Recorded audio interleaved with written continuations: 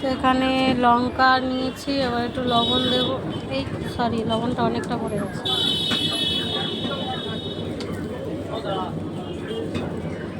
তারপর দিয়ে দেবো পেঁয়াজটা, যে কাটলাম পেঁয়াজটা দিয়ে দেবো। একটু তেল ঢেলে দাও তো, একটু তেলটা ঢেলে দাও।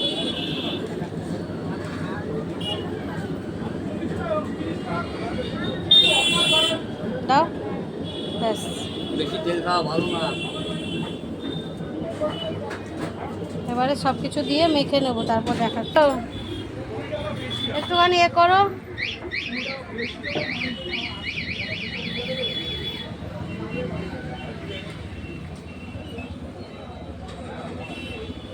ঠিক আছে, এই কাকে দেখালো, তো হয়ে গেছে, ঠিক আছে। কে কে খাবে? আর এখানে অবভিয়াসলি ভাত হচ্ছে, ফেনা ভাত,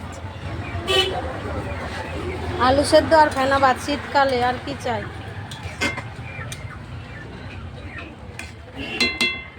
একদম জমে যাবে। সেই শাক। আর এগুলো ছোট ছোট ডিম আমার মেয়ের জন্য সেদ্ধ দিয়েছি। টাটা।